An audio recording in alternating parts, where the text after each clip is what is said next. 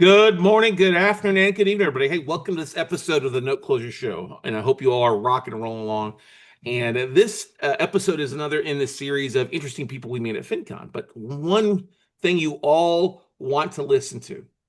I know that many of y'all have goals and dreams and things you want to accomplish. Like we want to, close on 1,000 notes and make 10 to 100 grand in cash flow per year. We want to go climb Mount Everest, or we want to go skydiving or something like that. But I know one of the biggest goals most folks I talk to when I'm literally getting into the, hey, they want to write a book. All right.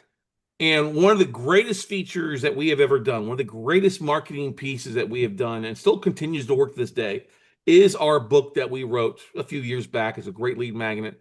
And then also our coaching students are using some of our different things that we're using to raise capital, and they're raising millions of dollars with some of the tools. So I thought it would be great to have an amazing ghostwriter on there, somebody who's author or writer, to kind of walk you guys through that process. Those of you that want to accomplish big things, things that you want to take your business to the next level, because these days this may not be business cards as the business card. It may actually, a lot of times it's that book that becomes a business card for you. So we're honored to have my good friend Lynn on here today, who's going to dive into that.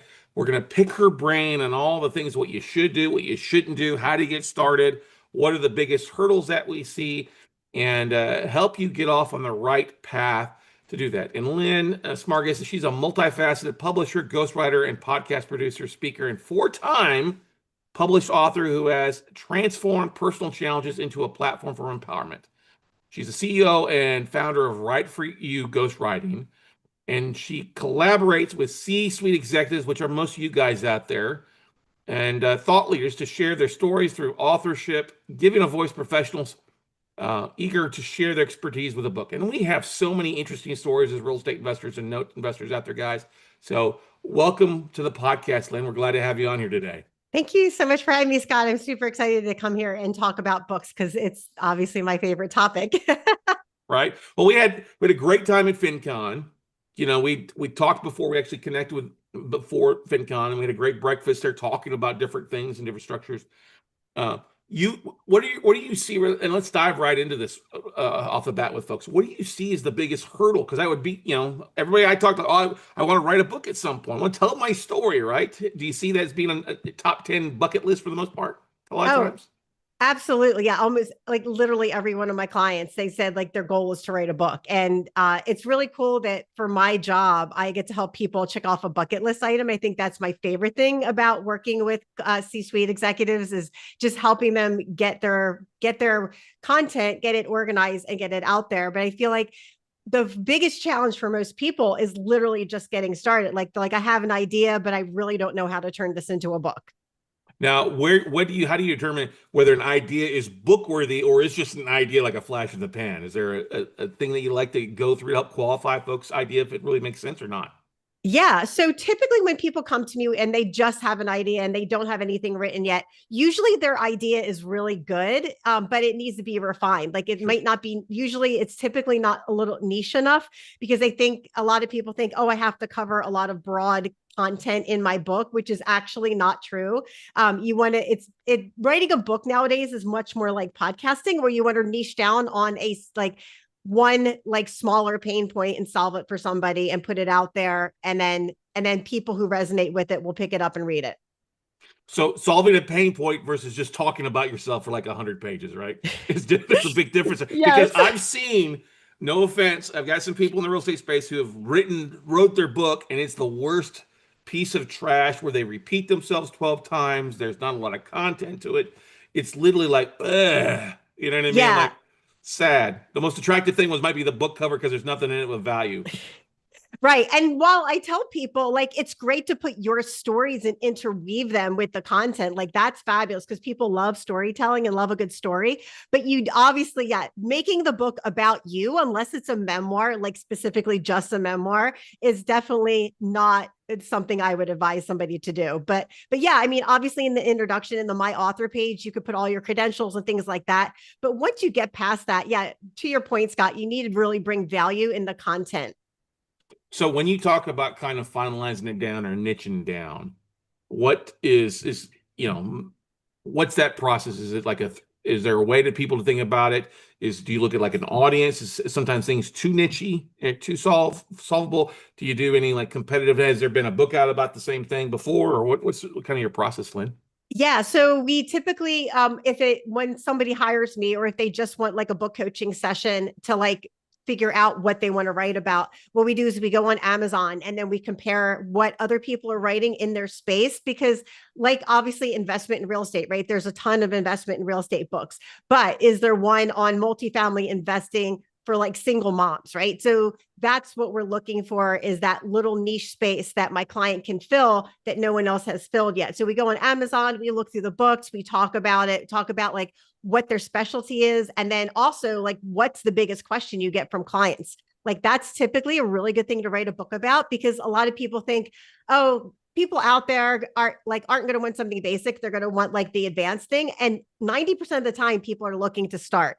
So they are looking for that basic, how do I get started? And that's where someone that's a thought leader can come in with their expertise and share that in a book, and then obviously use that book for a business card. That makes a lot of sense there for you. The FAQ aspect of things, you know. Now, Right. when people think about writing a book, I when I first thought about it, I was like, oh, I don't need a Reader's Digest 300-page book. Can you talk a little about how the evolution of how big a book should be has changed Yeah. over the years and what you find is most effective?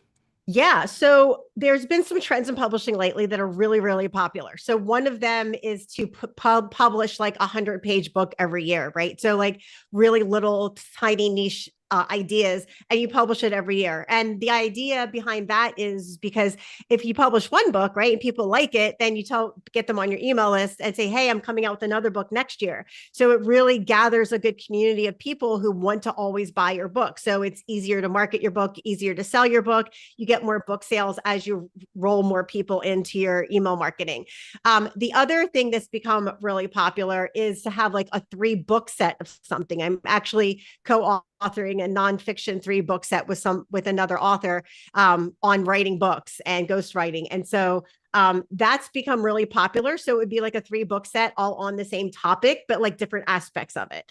And then just shorter books in general are more popular. Like a lot of people don't want to pick up that 500 or 600 page unless it's like a memoir on an A-lister, right? Like I would read a 600-page book on Ariana Grande, but, Okay. but probably not on anything else. Like for example, I had written a book called Sensible Senior Solutions. I made it like 200 pages because it was for people like us, right? Like Generation X who's taking care of their parents. And then and when I did my research on Amazon, someone else had written a similar book, but it was like 638 pages. I'm like, okay, first of all, if you're a caregiver, you don't have time to read I don't have time to read a 600-page book, and I'm not a caregiver. So you really have to know like who your audience is and what they're looking for. But typically, yeah, in our space that we're working with, B2B, you're not going to want a really large book. You're going to want something that's like under 300 pages, ideally 150 to 200 pages. Ah, see, that makes it now. Uh, that makes a lot of sense. Now, on something that's smaller like that, I think I remember hearing something where people said your title and then the chapter titles are like some of the most important things to think about. Is that kind of that grabbing aspect of things? Is that correct, or how important is kind of developing that outline of your book? Yeah. So once you have the idea, I always recommend to people to do the outline before you start writing. Now, if you have started writing, don't panic and be like, oh, I can't write my book now. You can still go back and do your outline, because the thing is, Scott, is that if you don't know what to write about, you're not going to do a good job on focus writing, because you need to know your avatar, you need to know what your focus is, you need to know what your goal is for the book, and then you have to know what your idea is, the main question or pain point you're going to answer, then outline your book. So you need to do it in that order, because that way you're using your time most effectively and you're working the most efficient way possible. So once you get through all of that, and you can, when I say outline, I grew up in private school where we literally wrote, I probably pretty sure 2000 outlines of like, the letter A, Roman numeral one. Oh my gosh. I think I was probably had nightmares about that as a kid. Anyway, you don't have to do that kind of an outline. You can do what's called you can do any type of outline that helps you like organize things. A lot of times I recommend doing a mind map, which is a really great way to organize things. You can Google that up and see what a mind map is. But I used to teach that when I was a teacher years ago. And that for me is the easiest way to organize and outline content. Kind of, I've used the brainstorming, throw everything on a board, and then let's outline it from there to figure up good things and bad things, and that helps avoid kind of like, all right, I'm gonna sit down and just start writing willy-nilly. That's always the most difficult aspect of things, right? Right. Yeah. And you also don't want to just sit down and start to write because you don't know what direction you're going in, right? Like everything else, like investing, planning, you need to have that direction. And I mean, you don't need to have it. But then the problem is if you start just writing willy-nilly, then you may or may not be writing content that's for your book. So then you're wasting your time on writing things that may not be the focus of your book. And obviously we're all really busy people. So we want to use our time really effectively. And that's why I always recommend to people to do this process step by step. That way you're using your time really effectively. I totally agree to that. How much has AI affected a little bit of what you're doing? Does that help streamline things, helping people come up with content that they can kind of rewrite, rebrand themselves, or utilizing AI to find the FAQs in their niche a little bit more, or what? Yeah. So the couple things I recommend AI for is well, first of all, let me go back and say I never recommend people like use AI to directly write their book because of copyright issues. And so that one I tell my clients like you don't want to do that. But what we do use AI as a tool for is like coming up with chapter titles. So like we'll put the rough draft chapter in AI and say, give us some title suggestions. And usually what we do is we don't pick one whole one from AI, but we pick bits and pieces from different ones they suggest. Another thing that's a great idea is to take your book information and put it in AI and say, hey, can you write me an Amazon description for my book? So I think AI is a great tool to use if you're using your own content and you're putting it in there and asking it for ideas. But I definitely would not recommend just like copying and pasting out of AI for your book. Well, because it's not gonna be written in your words, in your Right. mannerisms, in your language, and people can tell that pretty much Yeah. right off the bat, right? And the other thing you have to be really careful with AI. One of my other writer friends was telling me he was editing a book and he said somebody had literally like asked AI for some quotes. So AI gave him like 9 quotes and some of them were completely wrong. Some of them were like the quote was right, but it was attributed to the wrong person. And some of them, like the person was right and the quote was mostly right, but it wasn't correct. So like I always tell people never ever trust AI with the data it gives you. Like you totally need to go and do that research footwork yourself or or pay someone to do it because you can't trust the data that comes out of AI. No, that I would I'll give you an example of one thing we did. We said let's come up with like 52 email titles that we could come up with, right? For our email newsletter. And then it gave us a title. So, okay, give us a 500 word blog on different titles, stuff like that, incorporate some things. And I'm like, oh wait, this is wrong. Wait, this is not right. Wait, this is not good. My AI clone is more accurate because it's all my information. But when you're using like Chat GPT or Gemini, you're right. It's got some holes. It's like Swiss cheese in some cases, right? Right. Yeah. And the thing is you need to like sometimes, like in that case, it's just easier to write your own content because by the time you go back and forth and check it and check it and check it, it's like you've used more time actually going back and forth than actually like, writing your own content. So, yeah. So, like for something like that, I also tell people just write it outright and then use AI for ideas. But yeah, to your point, you have to always be really careful of like what AI is telling you, fact check it to make sure it's correct. And if it's your own content and you're putting it in there, that's different because you're already feeding it their information, but still even double check that because AI also doesn't do good on spelling and grammar. And it takes things out of context a lot. So you always have to be mindful of those things when you're using AI as a tool. Makes sense. Makes sense there. Now, getting into the writing aspect of it, what are some tools and strategies that you recommend to people who've come up with some ideas, or come up with some chapters, come up with some ideas and names, and getting actually pen to paper or finger to keypad for the most part? Yeah. So there's a lot of different ways people like to write. Most people, there's a few different ways you can write a book, right? One is obviously you can sit down. I keep all my stuff in Google Drive just because it's really easy for me to access. It's easy to like share live with my clients. I can do suggested edits or commenting on it. And I always take my clients' work and make a copy of it in Google Drive. So it's really easy for them to access. So you can obviously just sit down and type. Another thing you can do is some people literally like to write it down on paper. And if you like to write it out on paper and that's helpful for you, do it. Like there's no right or wrong way to write your book. It's just whatever you feel comfortable with creatively. And the thing with writing it on physically on paper is when you do that, it's actually better to get more information out of your head, because the more you physically write, because that's how we evolved, right? The more we physically write, the more it clears our head and the more new information we can come up with. The other thing I suggest to people all the time too is once you have your book outline done, of course, this is all post book outline. You take your phone, like iPhones have voice memos wrapped right into it, or just get any kind of audio app and just record on your phone what you want to write about in your book and then transcribe it. Cause that's a really easy way. I've had clients do that with me. Like I literally wrote a whole entire memoir, mostly transcribed with audio messages, because he didn't like to sit down and type, but he could speak. So that's what he did. Another thing you can do too, especially if you have a podcast, which one of my clients did, is we made her outline and we found which podcast content went into those pieces of her book.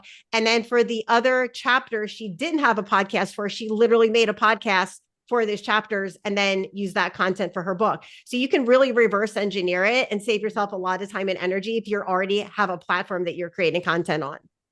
That makes a lot of sense there. It's a whole lot easier than having to pull out the quill and the ink and going and writing it all out like our forefathers did back in the days. I know that when we did mine years ago, it was basically off, like you just said, it was either a podcast episode or a video that we used.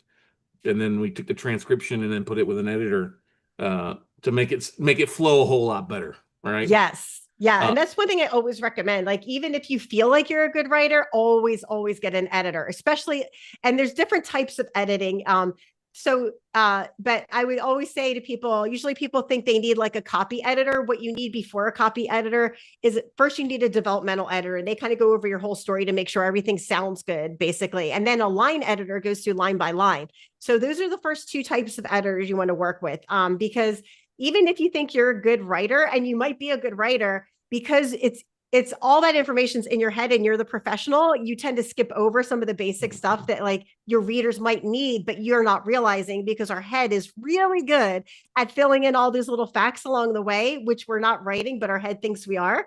So I always tell people you definitely want to have a good editor. And I actually just put out an episode on my podcast about how, like, what questions to ask to find a good editor, because I have literally worked with people, Scott. One of them was just from FinCon, who he paid 2 editors to edit his book. And I went on his beta group and I'm like, I didn't even think he had paid an editor. Like, that's how poorly this editing was done. And he didn't know, because he's a first-time author. Like, how do you know if you're a first-time author, if it's good editing or not? So I re-edited his entire book in a weekend and made it much like flowing better, smoother, better word usage, all of that.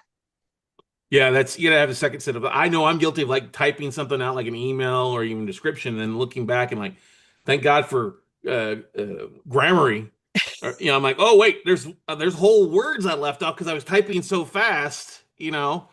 Yeah. And I do the same thing. I write full time for a living. Yeah. Like, I literally write 9 hours a day, and I still have my habits where like I tend to repeat my content, and I tend to, I talk too much and I write too much. So that's always things that I'm working on for my own personal like development. But yeah, like, and the other thing is too, is like everyone, no matter if you're a professional writer or not, we always have the same habits pop up over and over again. So like when I'm editing someone's book, I always know what to look for after chapter 1, because typically people do the same mistakes repeatedly. And so it's then after chapter 1, I can look for like all of those, and obviously anything else that needs to be changed. But yeah, I mean, we're all human. We all we're all very repetitive in doing those things. Mm-hmm. I've been a part of a couple, I say conglomerates, or kind of groups of people coming together to write book, where there's 10 stories or 20 investors, there's stuff like that. And I laugh. Oh, I'm an author. I'm in a book here. I wrote my chapter, but none of the chapters kind of flow together, which is aggravating, because you see a lot of people kind of just, oh, let's just slap 20 investors with 20 different strategies together, and it's one of the most painful books to read because the tonality is so different in a lot of cases. Mhm.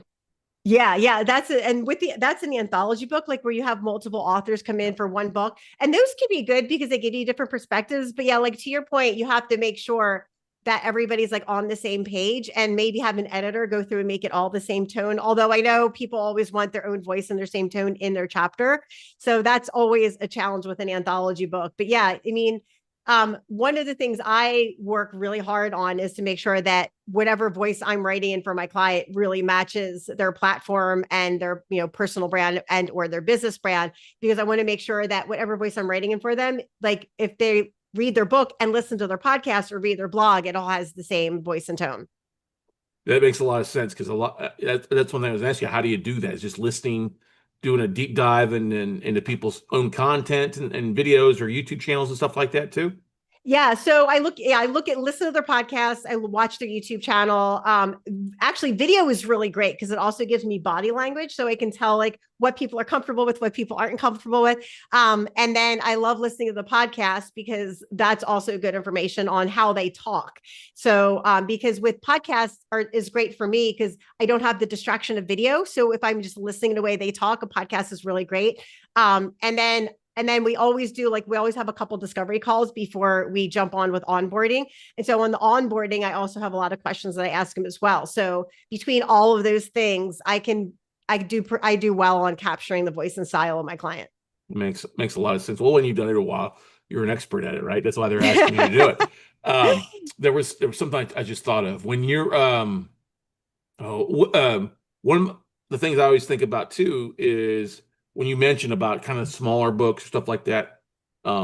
If I think of the Green Mile and how Stephen King released the Green Mile and how he did it Yes. in kind of in reference to how Charles Dickens originally used to release stories and stuff like that. And those were smaller books, right? They weren't the thing, but it was at 5 or 6 combined together to make the full book and stuff like that. It made me think of kind of the chapter side of things. Yeah. So you could, yeah, like I said before, you can put out like little chapter books. So Amazon, amazingly enough, considers anything over 2,500 words a book. And that's really an article, right?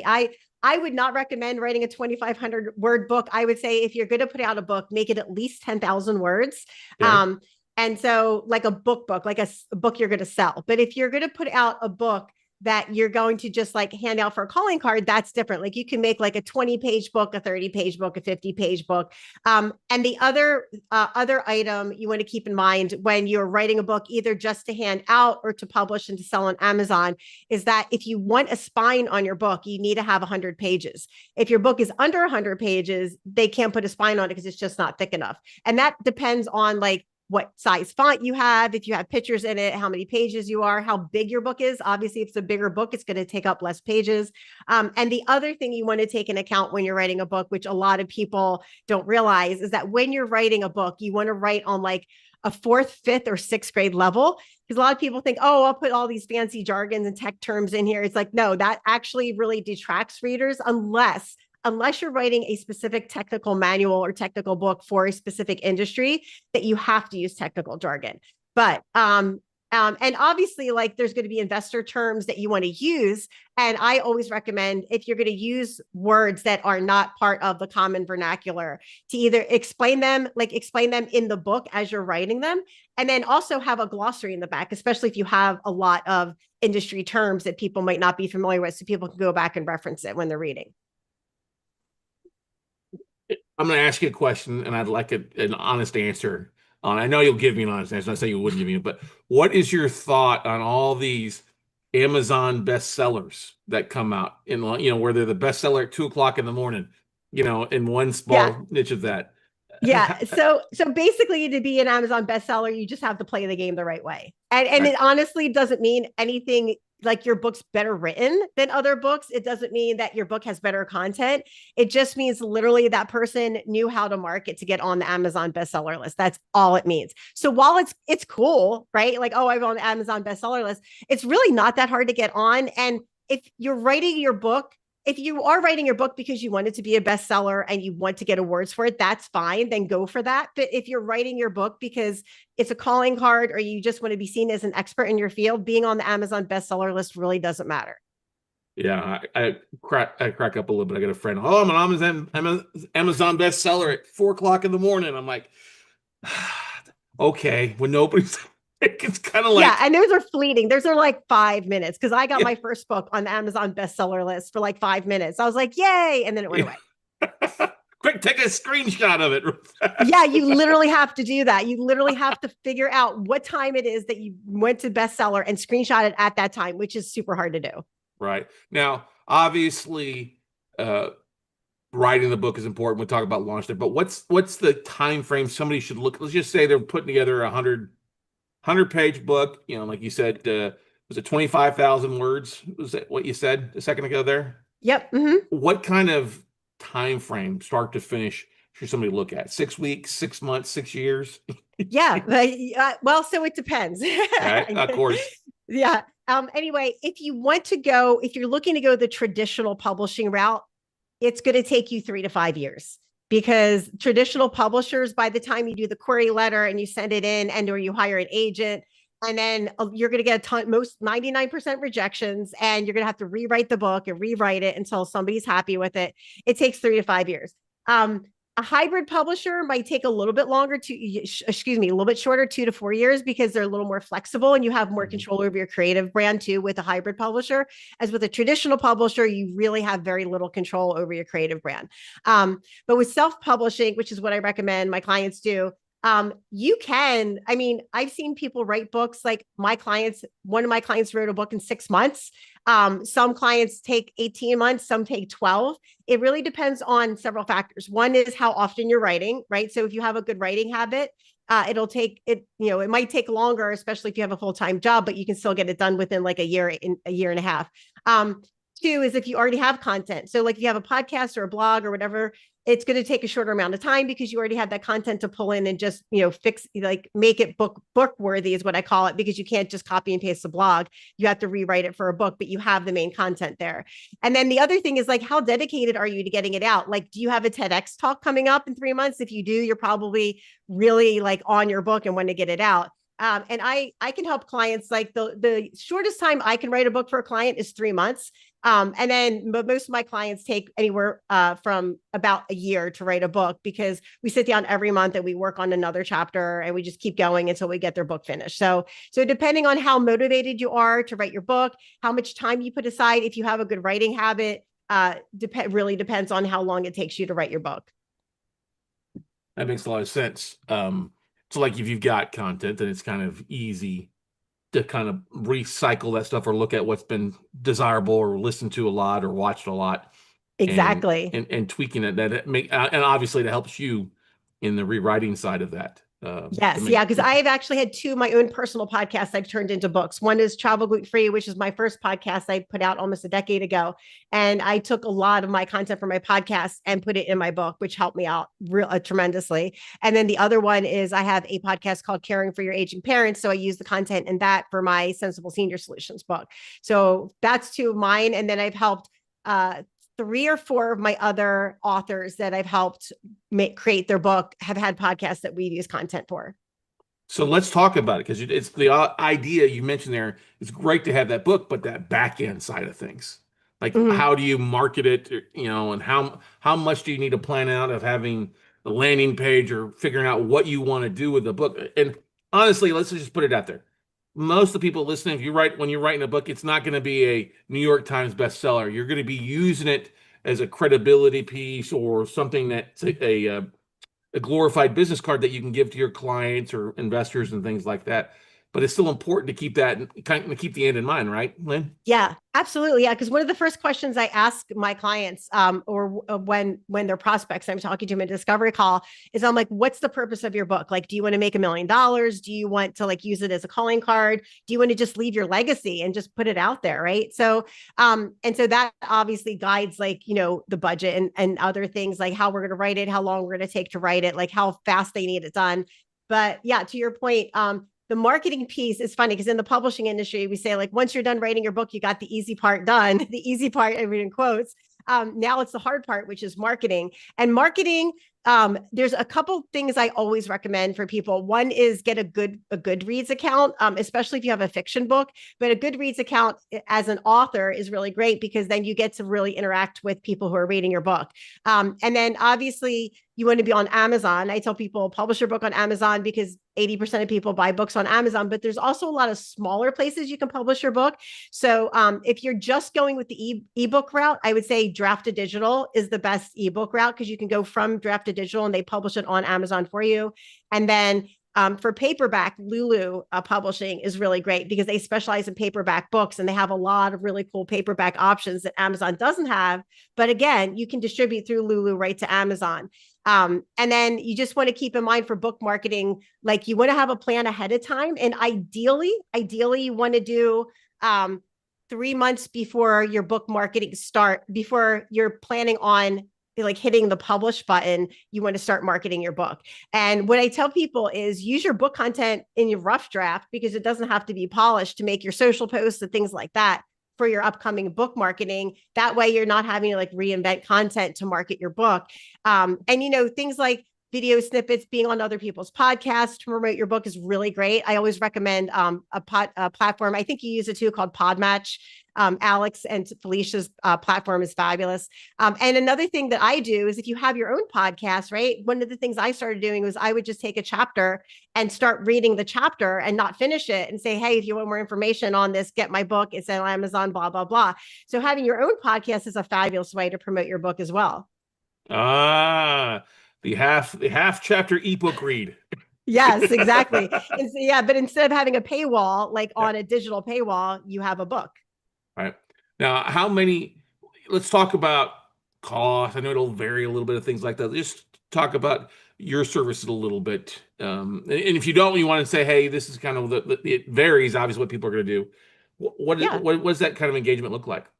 Yeah. So depending on what someone's looking for, I can either, I'm really what I try to do is help the client. I'm really flexible with my packages and how I work with people because I know everybody has like a different creative learnings curve and time and family and all these other things, right? So people have a lot of factors. So I really work with my clients to make the ghostwriting work really well and fit into their schedule. So I have 2 different programs that I do. Almost all my clients are on my retainer program, which is basically every month we get together and then we sit down for an hour. We talk about what they want to do next in their book. And then I take the remaining time in the month that they pay me for it. I write their book. I edit their book. I book coach them. So through the whole process, that way I'm not just writing their book, Scott, I'm actually working with them to build their confidence on their self-published book so that when they do publish it, they're going to feel like, wow, I know what I'm doing. I'm really confident because I walk my clients through it. And a lot of my clients are new authors. So they've never been through the process before. And I remember going through the process as a new author, not knowing what the heck I was doing. So anyway, I like to do that with my clients because it gives them a really good, positive, self-image as a writer and a new author. And also too, like I'm working with them professionally, advising them on like what to write, what not to write, what titles sound good, what titles don't sound good. And for me, I'm not like a pretentious writer. So like if I give a professional advice or a suggestion to one of my clients and they're like, no, I don't want to go with it. Like, I'm not going to argue with them because in the end, this is their project and their baby and they're very emotionally attached to it. So but I will always give my clients my professional advice. If they take it or not is their choice. But I love working with clients like from the idea all the way to like literally walking through on Zoom live one-to-one with them and uploading their book on Amazon and just like seeing the look on their face and their expression, how happy they are that they finally got it published. Yeah, I imagine you could deal with some bookzillas out there. I could, but I don't. I don't do high maintenance clients. Yeah. I'd be willing to bet. Yeah, you probably know a few meetings into the thing. Hey, this isn't going to work out in a lot of cases, right? Recently had somebody emailing me and he signed on and he said he wanted book coaching. And then he tells me he wants me to like read a chapter, rewrite a different chapter and edits another chapter. And I'm like, but that's not book coaching. This is what it is. And this is how much it would cost. He's like, no, that's not what I want to do. I want you to do this in book coaching. I'm like, but that's not book coaching. Yeah, so that's a different thing. You want me to do the work, it's going to be a different aspect for you, right? Right. Yeah. So, and he didn't understand that. And he's like, I just don't get the publishing industry. He's like, forget it. I don't want to work together. I'm like, okay, that's fine. Like, obviously we were not connecting. So yeah. Mhm. So if somebody's got an idea and they're wanting to help, where do they go to talk with you about your book coaching, stuff like that? You said it's a once a month or once a week thing that you're meeting with people, or how does it vary? Yeah. So if somebody just wants to hire me just strictly for book coaching, they can do that. And we can meet. We typically meet either once a month or twice a month, depending on how fast they want to get their project done. And the best place to find out about me and what I do is by going to my website, which is www.writeforyou.me. And you can go on there and see my services, what I do. I also obviously do ghostwriting, and then I do nonfiction book editing for developmental and line editing for people's nonfiction books. And my specialty areas are nonfiction, financial, real estate, tech, and memoirs. But I can do any nonfiction book. Sure. Now, if somebody's got their manuscript they've been holding on to for years, Yeah. that's something you can take a look at too. Obviously, is like you just mentioned, there's let me take a look at it. Let me edit it for you or help you with the things. You kind of a la carte menu too for folks that are a little bit more hybrid, huh? Yes, absolutely. So I actually had a client, and he's like, I had this manuscript and I put it away like 15 years ago. And then he took it back out because he tried to get it published, but it wasn't like his content was absolutely fantastic, but the timing was off. So now he's going to republish his book. So yes, even if you have a 10-year-old manuscript, I can read it, take a look at it, tell you what's relevant, what's not relevant, what you might want to add in, what you might want to take out, and just do like literally a manuscript review for somebody. Even if they don't want to use a ghostwriter, I can still just do their manuscript review and give them my professional advice on how to move forward. That's awesome. That is awesome. I've got different questions here. I'm thinking in my middle of my head here. What's a question, Lynn, while I'm thinking here, that we haven't asked you so far that comes up often enough from potential new offers for people looking to Oh, be. probably one of the biggest things people always ask me about is writing habits. Like, how do I write a book if I'm a busy executive? And one of the things I would say is and this is my advice for everyone, is just literally to find a time where you are like really good. Most people it's the morning, but some people might be late at night. Like my youngest, who's 26, she like literally her best time to work is between midnight and 3 a.m. And so but for me, it's like between 8 and 11 in the morning is when I'm the freshest. And so pick a time of the day where you know your creativity is like really good and your brain is really clear and focused. And then just take maybe 15 minutes, right? And then three times a week and schedule that out. Either you're talking it into your phone, you're sitting down and typing. One of my clients, she actually would, as she was waiting in line to pick up her daughter from elementary school, would pick up her phone and she had her outline in it, and she would just start recording the next where she left off on the last chapter. So think creatively and where you have that time. Maybe it's your lunch break and you can go to a quiet room and record. But yeah, just, and then another thing you can do too is habit stacking. So if you do something like one of my clients, she's like, oh, I meditate at night, so I can actually just add writing right after I meditate because my head's really clear.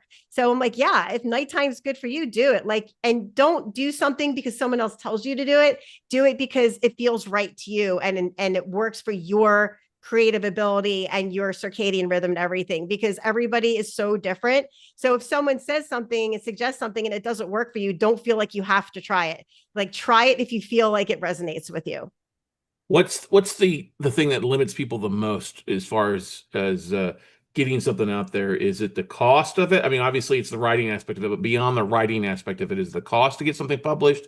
Is it the cost the rollout of either printing books, or do you find it's more valuable for folks to maybe do a like an ebook with the e-readers and stuff like that first to see how if it tracks and then roll a physical book out afterwards? Or what's your thoughts on that, Lynn? Yeah, no, literally the number one biggest issue people have with publishing writing and or publishing a book is imposter syndrome. Really? Like, I have literally had people pay me to write their entire book and they never publish it because they're like, I don't know if anybody's ever going to read this. And I'm like, no, your book is good. Like, I would literally tell you if your book wasn't good and I wouldn't have taken on the project in the first place.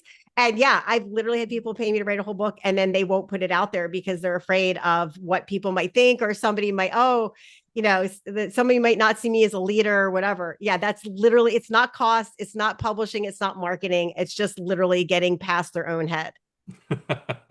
What what books do you and this maybe obviously doesn't vary on the author and stuff like that, but I'll throw it out there anyway. What kind of niches do you see that do really well in the finance space? Because we were both at FinCon and your background in real estate stuff like that too. What do you see as kind of the hey, if you put some time into it and you polish it up, these things usually do pretty well. Any Well, idea? generally, like showing you how to invest in real estate is really hot, and a lot of people have written Yeah. books about that. And another thing is like how to invest in real estate, and then obviously a niche type of real estate and like mistakes to avoid. So if you write a book about like, hey, these are the mistakes you have to avoid when you're investing in, like commercial real estate, for investors, and then obviously like some books, like there's books like specifically from investors that are talking to people on how to invest. And then there's also like how to buy and sell things. So like how to lease, how to do Airbnb, Yeah. all of those types of things. So basically in the real estate area, there's a lot of like how to make money with real estate. And then also like how to manage real estate is really popular. So like how basically like if you have like apartment buildings or if you have like, residents, like how to best manage those and like what mistakes not to make and what you want to have in them and what you don't want to spend money on in that investment and what you want to spend money on. So all of those are really popular topics. So the how to, the biggest mistakes, and then I think if like I'm looking right now and you have the big name obviously in the real estate is like Gary Keller, from Keller Right. Williams and stuff, and how he came out with the flip, the hold, and there was another one, the rehab. I've got them all three here somewhere at point. And the one, I mean, the flip and the hold were all mostly uniquely his in a lot of cases, but he had another one, the real estate investor one, where it was all profiles of like 50 successful investors and stuff like that. I can see that being really good if you're trying to roll your book into a coaching program or talking about coaching students and stuff like that who've gone above and beyond in a lot of things, right? Yeah. If you are a coach and you want to use your book as a thought leader slash calling card, I would say put like your coaching aspect in that book. Like I would say answer your top 5 coaching questions you get all the time in that book. And that would be a fabulous book if you're using it in that fashion. Hmm. I also think about T. Harv Eker, and I think if Mm-hmm. you how he did, I think one book it was always like if you bought his book, you got 2 tickets to a live workshop or something like that. His launch with that. Yeah. No, that's a fabulous idea, Scott. And I actually recommend that for all my clients. So when you go on Amazon and you can see this with any book and you open it up and you see like the digital preview piece, you can see the first 5 pages of someone's book. So I always recommend to clients like put your QR code in there. Like I have a link tree, which is if you're not familiar with Linktree and you're listening to this, it's one QR code used for multiple links that you can turn on and off depending on what you're marketing. So I always tell people put a QR code in there and offer like a workshop or like a retreat or like a virtual retreat, not but like he did like 2 tickets to his live workshop. And that way you can get people on your email list because you can't get them on your email list when they buy your book on Amazon. So even if they don't buy your book, if they scan your QR code as they're looking at your book on Amazon and they fill out your form, you now have them on your list and you didn't sell them a book, but you have them on your email list, which is valuable. So would you that gets me thinking here. So New could you idea. could you write a chapter or bring somebody on to write an ebook 12 pages long or something like that, where you're uploading it to Amazon. It's the first 5 pages in there with a QR code and tracking opt-ins and things like that with a big marketing push, to email database. And that gives you an idea of what to write for on the following chapters in a lot of cases, like with Yeah. FAQs and stuff like that, huh?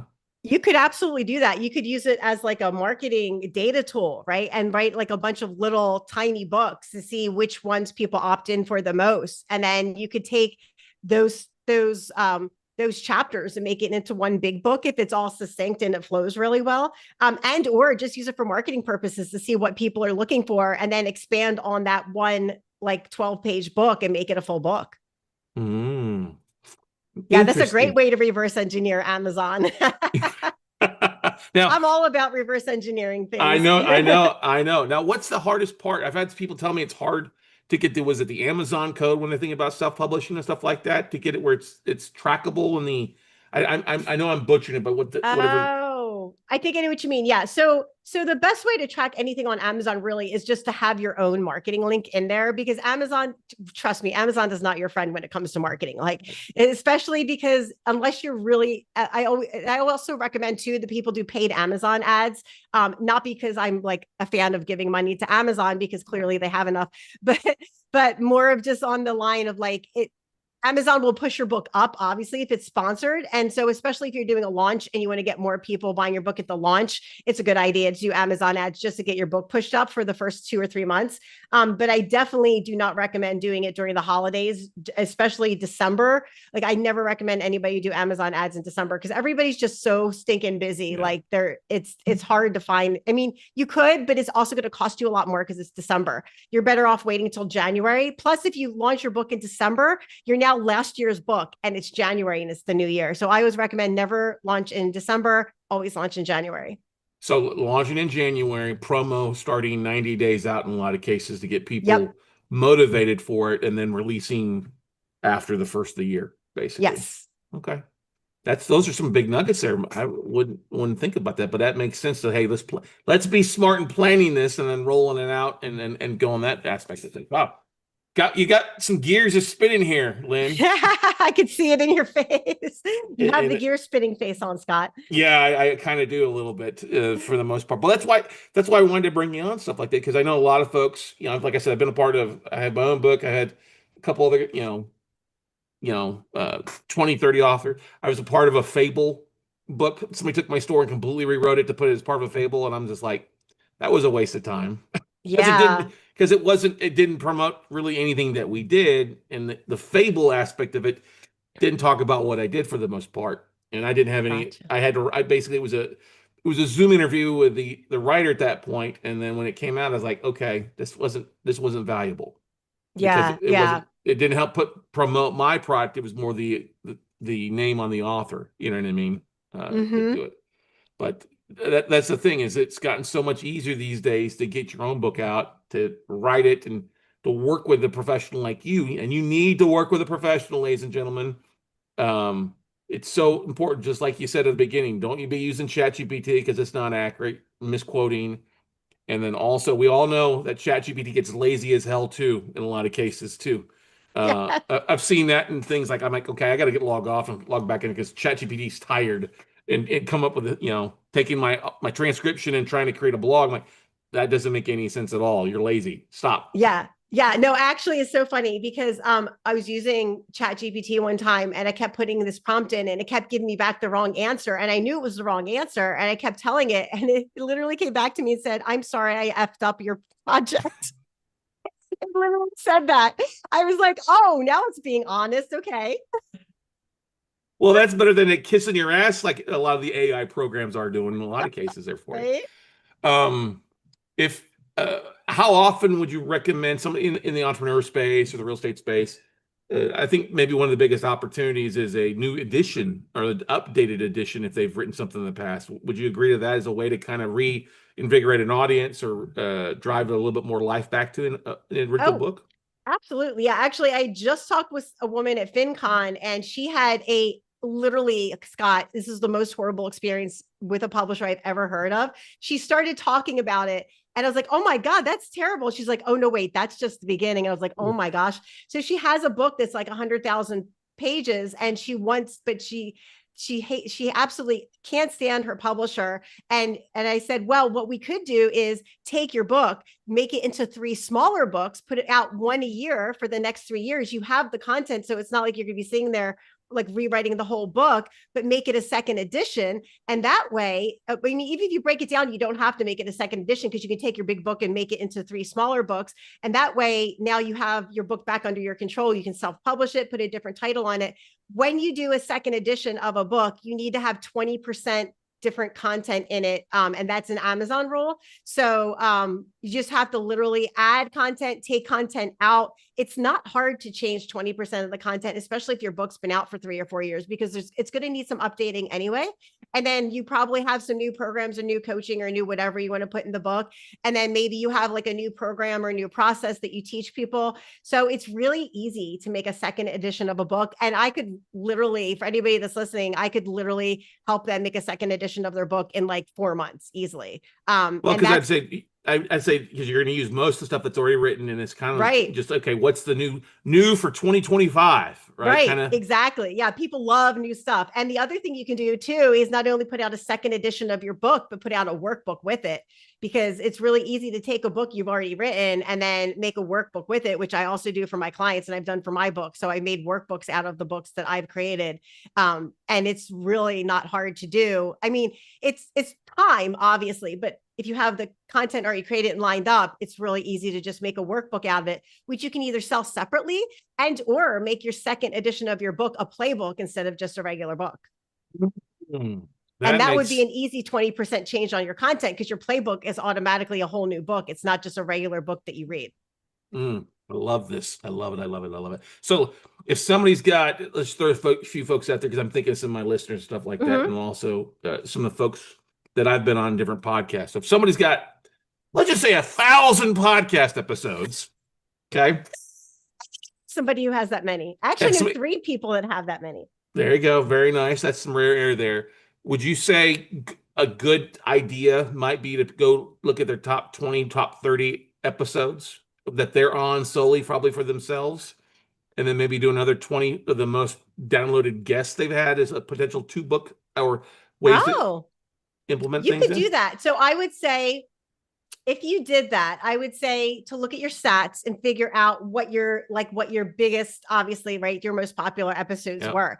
But you have to figure out what threads them all together, right? Because you can't just put them in there, unless it's a book like my friend Emily has a book. It's called The Story Behind, and her podcast was all about like how the zipper was made and how like sliced bread was made. So hers, each chapter, it didn't matter what order they were in, because there were all these little individual stories. Right. But for most people who are writing a book, you're going to need to find some common thread. If you can find a common thread amongst your most popular podcast episodes, that would be great. And you can also weave, what I say is like weave your podcast guest episodes as stories into those chapters. Well, because the book should be about you first and foremost, I think. And it's the same thing with podcasting. Is you have so many entrepreneur and real estate shows where they're just guest and guest and guest. The host doesn't really give any content. And listeners get tired of listening to the shows. They want to listen to what Scott has to say, what Lynn has to say. You know what I mean? That's what they listen to, is our brand. And when you're not taking your own stage, some of the time people will fade off pretty fast. We see that happen a lot with the statistics for pod fade or audience decreasing over time, stuff like that. But that's, I love what you said about weaving in your stories or weaving in some of your better guests as bonuses or other parts of the book, stuff like that, to add a little bit extra content and rewriting that stuff. So I love this. This has been really good.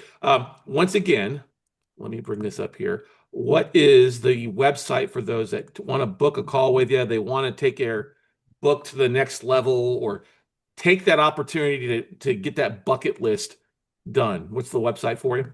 Yeah, so it's www.writeforyou. So it's WRITEFORYOU.me. And I have a services page, and there's all these explanations about what I do as far as like coaching and helping you with manuscript review and ghostwriting and book editing. And you can book a discovery call right on my website. But the other thing I would love to invite your guests to, Scott, is if any of your guests are thinking about writing a book and they would love to come on and have a coaching session with me, I do what's called a book blueprint episode on my podcast. So you can just reach out to me on my website and say, hey, I would like to come on for a book blueprint episode to get a free coaching episode that's going to be aired as a podcast show on your podcast. Then I would love for your guests to come on and do a book bluepulled episode with me. That sounds awesome. Well, we've got the website pulled up. If you're listening to this, you should probably jump over and watch the video because we've got the website pulled up. Then you've got easy ways for folks to connect with you, to book that phone call, and hey, the opportunity for you guys to be on a podcast episode of walking through the process there for you. In a lot of cases, book coaching. We all could use some coaching on this because it's literally, like I said at the beginning, some of the things that we use with our audience and raising capital or finding deals comes down the fact that we've got a book of some sort for it that people really like, as a giveaway or as center of influence. Oh, I'm an author. Oh, you're an author. I think it adds that credibility to your name, It does. and You what you're become a doing. superstar. And then when I tell people I'm an author and I'm like, oh, I have a copy of my book. And sometimes I'll sign one and give it away. And like people are like, oh my God, that's so incredible. Like they get just like so excited because they've met an author who signed a book for them personally and handed it to them. Yeah, people remember that. Yeah, I can think of a few folks that I've met before that I said, "Hey, I've got a book," or "Here's an idea." Like one of my friends saw Richard Dreyfuss on a plane, the Mm-hmm. actor, and wanted to give him something, but wanted to try to connect with him. So during the flight, he was able to Google and find out what a big charity he's a big fan of, and was able to write the book and wrote in the book like, "Hey, here's what I think would be great about it, how I identify with it," and gave it to him as he got off the plane. Well, literally a couple hours later, Richard Dreyfuss is calling him. I read your book and I read what you wrote. Let's do something together. You know what I mean? As Awesome. kind of a cool thing. What a great example of using your book for a calling card, man. Right, right. Well, one thing we did is we sent my book was we actually sent it out to asset managers at banks and lenders, and that they got a book, how to buy notes. Like, oh, let's do this. And it was funny. There's a true story. About 4 months ago, maybe 5 months ago, I was on a Zoom call, or not, actually, it wasn't a Zoom call. It was actually just a three-way call with one of my students out of Tampa, and then it was this banker in Missouri, and we were trying to do it. And he was kind of being kind of cagey about what he had. But then he said, "What's your name again?" He goes, "Oh, my name." I said, "Well, my name's Scott Carson." "Oh, hey, I'm connected with you on LinkedIn. I listen to your podcast, and I actually have downloaded your book." And I've learned something, and I'm like, "Man, you've been doing this for how long?" And I taught an asset manager about the business that they're in a little bit. It added a whole level of credibility for it, which was kind of Well, interesting. yeah, actually, to come off of your story, I was literally on a cruise. It was a Norway, it was a transatlantic cruise, like we did Norway and Iceland. I was sitting in the hot Oh, tub nice. talking to this other couple, and we're sitting there chatting. And I can't remember how it came up, but anyway, it came up like I'm like, oh yeah, I have celiac disease, and she's like, oh, my husband has an autoimmune disease, and so we started talking, and it's like, yeah, I've got a podcast. It's called Travel Gluten Free. She's like, oh my God, you're a liquidy. I was like, yeah. She's like, we listen to your podcast all that. She's like, that's how we figured out how to eat. And I'm like, awesome. So yeah, it's cool because it makes you like an instant celebrity. It makes you feel good that you're helping people too. Right, right. What's your thought about authors that or people that write a book, then they do a shorter podcast just about like the chapters, or just they don't have a long standing podcast, but they use a podcast to help promote the book? I Yeah. think I it's mean, yeah. I tell people like anytime you can find an opportunity to market your book, definitely market your book. Like for instance, like what you said, like sending them to specific people who you know are going to read them, right? That have influence in the industry that you're in. But yeah, like getting on other people's podcasts, marketing your own book on your own podcast is great. Because I always like if I'm promoting my book, I always recommend people like send them an ebook or a manuscript or a paper book ahead of time, like, and ask them which one they prefer. Because some people like ebooks, some people will say, yeah, just send me the PDF, and some people will actually want a physical copy. So it just depends on what they want and what they're interested in. there was something, and then one of the things that you see a lot of is quotes or preface, or the somebody famous writing some positive words about him. How difficult is that, or where are some things you should look for in getting forward written by such and such, or some Oh, good yeah. quotes? I know So I'm saying what the wrong words right now, but you don't want to talk about it, I Yeah, think. yeah. No, I know what you're saying. Yeah. So to get the forward, so forward is like when you have someone else write about you for your book, right? So if you're doing that, I would say start asking people, and ask one person at a time. Obviously, don't ask three people. That's not a good idea. But start with one person who's really popular in your field that you're good, good friends with, not just acquaintances. Because if they're acquaintances, they're probably not going to write your forward. It has to be somebody you have a decent relationship with. But ask them as soon as you start writing your rough draft, say, hey, I'm writing my book. I would love for you to write my forward for me. Would you be game to do that? And then say like, once I write my rough draft, I will send it over to you. And then when you send them over the rough draft, let them know this is not the edited version, but I'm just giving this to you for reference so you can write the forward. And yes, I would highly recommend doing that if you can do that. And you have somebody in your industry that is willing to write your forward for you.